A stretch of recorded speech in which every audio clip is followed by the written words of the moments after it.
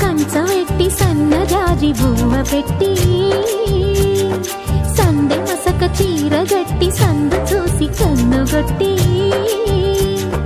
సిగ పువ్వు తెమ్మంటే మగరాయుడు అరటి పువ్వు తెస్తాడు అడవి పురుషుడు.